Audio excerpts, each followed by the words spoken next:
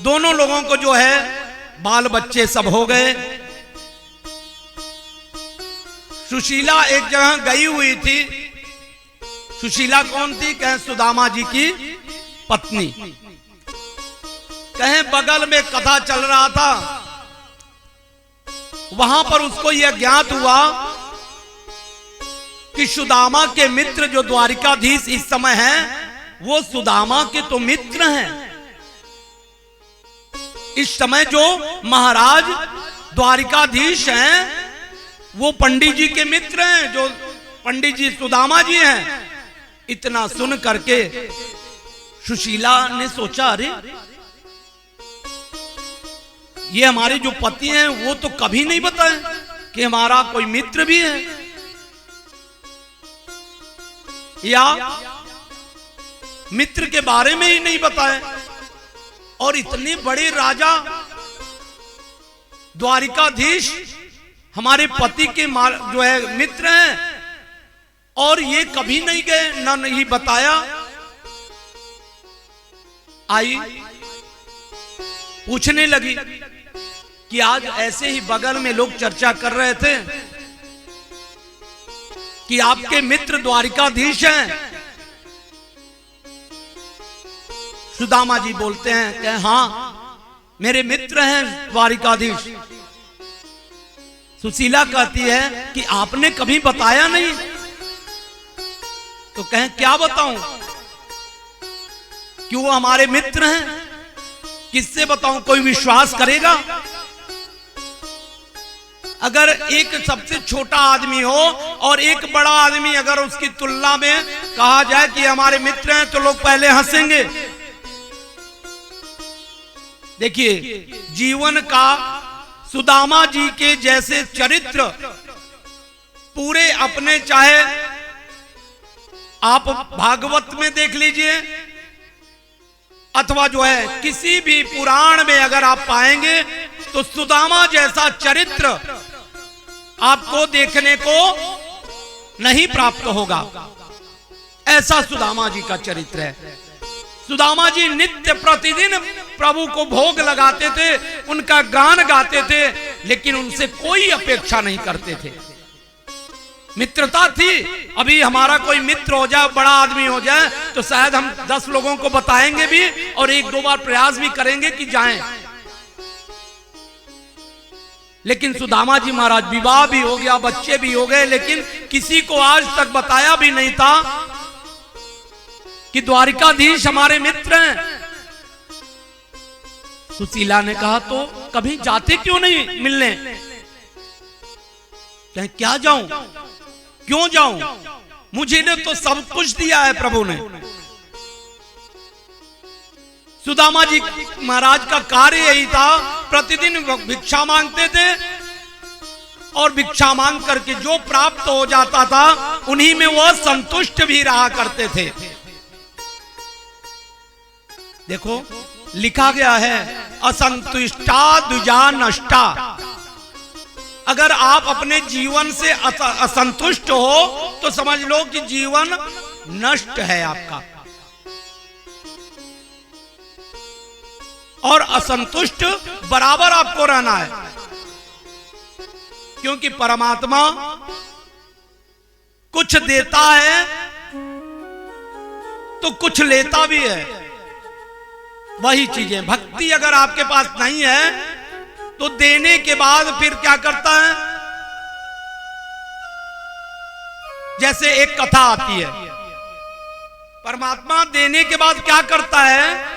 किसी संत ने एक कथा कही है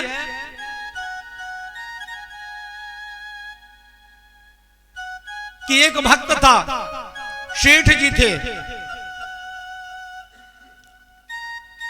कहें एक संत भी थे वहीं पर। कहें क्या?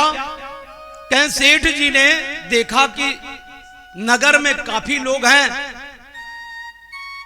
हम तो वृद्धि कर रहे हैं, बगल वाला और तेज वृद्धि कर रहा है।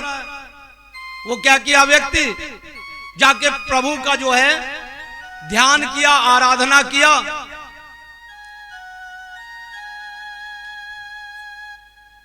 आराधना किसके लिए किया? कामना पूरक। आराधना क्या हुआ? क्या कामना पूरक था आराधना उसका। जब आपकी कामना पूरक आपका ध्यान होगा, जब आपका कामना पूरक आपका कार्य होगा, तो प्रभु भी जानते हैं कि इसका किस कारण से यह हमारे जो है साधना को करने के लिए तैयार हुआ। तो प्रभु भी उसको उसी प्रकार देते हैं। कैसे? साधना करना जब प्रारंभ किया उस व्यक्ति ने, तो प्रभु भेजे कह जाकर के कोई वर दे दो। किसी देवता को भेज दिया, कह जाकर के वर दे दो। गया बेचारा, वर दे दिया। अब इनको वर मिल गया। क्या वर मिला? देवता भी बहुत जो है कह बुद्धिमान होते हैं। उस व्यक्ति ने मांगा कि मैं जो चीज चाहूं वह पर्याप्त मात्रा में मुझे मिल जाए। अच्छा, देवता ने कहा देखो एक शर्त पर, क्योंकि बुद्धिमान भी रहते हैं देवता, तो देवता ने कहा देखो एक शर्त पर तुम्हें ये वाला वरदान दूंगा। कौन सा शर्त है? कहें जितना तुम मांगोगे उसका दूना तुम्हारे बगल वाले को मिल जाएगा। कहें मैं दूंगा तो जितना तुम चाहोगे उतना मैं दूंगा, लेकिन जितना तुम मांगोगे उसका दूना तुम्हारे बगल वाले को मिल जाएगा। कहा ठीक है, कोई बात नहीं। उस समय तो उसके दिमाग में कुछ नहीं आया, उस समय उसके दिमाग में कुछ नहीं आया। तो कहता है, घर पर आया, द्वेष भरा हुआ था उसके मन में। कामना ऐसी थी, कहे द्वेष भरा हुआ था, तो कामना जैसा रहेगा वैसा ही प्राप्त होगा। घर पर आया, कहता है भगवान मुझे एक घर दे दो। उसको एक घर, दिव्य घर मिल गया। बाहर जाता है, देखता है तो बगल वाले का 2 घर बना हुआ है। परेशान हो जाता है, कहता है ये तो हमने गलत चीज मांग लिया। देवता से हमने प्रार्थना भी किया, उनकी तपस्या भी किया, गलत चीज को मांग लिया है हमने। बाद में उसको ध्यान आया ये गलत चीज है। अब वो और द्वेष करने लगा, क्योंकि बगल वाले से अक्सर लोग द्वेष करते हैं। तो वो क्या काम किया? इतना द्वेष किया, कहता है हे भगवान जब मेरा एक घर बना है उसका 2 घर बन गया है। तो कहता है अब ये ठीक नहीं, कुछ और मांगना पड़ेगा। तो कहता है हे प्रभु हमारे घर के सामने एक कुआं हो जाए। प्रभु ने तुरंत जो है एक कुआं उसके घर के बगल में सामने कर दिया। बाहर जाता है, देखता है तो उसके घर के सामने 2 कुआं होता है। बड़ा खुश हो जाता है। इतने में भी उसको द्वेष से संतुष्टि नहीं मिला। तो कहता है क्या? कहे प्रभु मेरी एक आंख फूट जाए।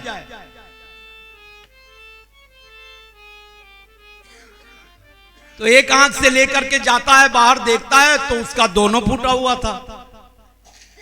तो देखो कामना ऐसी रखोगे, जब कामना पूरक कार्य करोगे तो ऐसे ही प्राप्त भी होगा और ऐसे ही आपको वर भी मिलेगा। सुदामा जी महाराज क्या करते थे? कोई कामना नहीं करते थे। सुदामा जी महाराज नित्य भगवान का भोग लगाते। जब किसी दिन कुछ नहीं भी मिलता तो भी वो संतुष्ट रहते थे। अपना तुलसी दल डाले जल में और जल को पिया, संतुष्ट हो जाते थे। सुदामा जी महाराज का चरित्र ऐसे ही चल रहा था, जीवन व्यतीत हो रहा था। उस दिन जब सुशीला ने सुना कि इनके मित्र द्वारिकाधीश हैं, बार बार कहने लगी जाओ अपने मित्र के यहां, इतने बड़े हैं, राजा हैं, वो कुछ न कुछ तो देंगे तुम्हें। सुदामा जी महाराज कहते हैं कि द्वारिका जाऊं तू 8 याम यही झक तेरे। 8 याम अहि झक तेरे, जो न करूं करियो तो बड़ो दुख। अगर जो मैं बोल देता हूं कि नहीं जाऊंगा तो सब लोग परेशान दुखी हो जाएंगे। तो कहते हैं जइये कहां अपनी गति हेरे, द्वार खड़े प्रभु को छटियात, भूपति जान न पावत नेरे। अब 5 सुपारी पे देख विचार कई, कहीं भेंट के चारी न चाउर के रे। अरे वहां जाऊंगा तो कुछ ले तो जाना पड़ेगा भेंट के लिए। जब इतना सुशीला ने सुना तो इसको विचार हो गया कि जाएंगे, अगर कुछ हो जाए तो जाएंगे जरूर। ये तो अब निश्चित हो गया है। अभी तो हम कह रहे थे, अभी तक कुछ बोल ही नहीं रहे थे कि जाऊंगा कि नहीं जाऊंगा।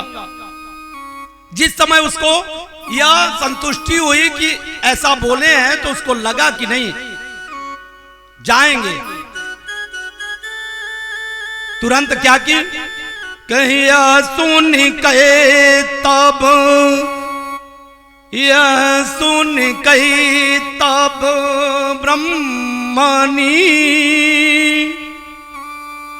ब्राह्मणी क्या की गई परोसी पास, पाव सिर चाउर लिए आए सहित हुलास। बड़ी प्रसन्नता से आई और आकर के इनको दी। ये तो प्रभु में लगे हुए हैं, प्रभु से ध्यान करके कहते हैं कि हे प्रभु मुझको कुछ नहीं चाहिए। कवियों ने भी जब सुदामा के चरित्र का वर्णन करने लगे तो सुदामा को तो श्रेष्ठ बतलाया, लेकिन उसकी पत्नी को कहें वह तो कामिनी थी। उसको लालसा थी कि हमारा पुत्र है, हमारा जो है घर हो जाए, हमको धन हो जाए। लेकिन सुदामा जी महाराज जो है परम भक्त थे, उनको तो कुछ नहीं चाहिए, मात्र प्रभु का दर्शन करते रहते थे जो हृदय में बसाए हुए थे। भगवान सुदामा जी महाराज भगवान का दर्शन करते रह रहे हैं, कहते हैं हे प्रभु मुझे कुछ नहीं चाहिए, मुझ पर भी दया की कर दो नजर, मुझ पर भी दया की कर दो नजर। हे श्याम सुंदर हे मुरलीधर,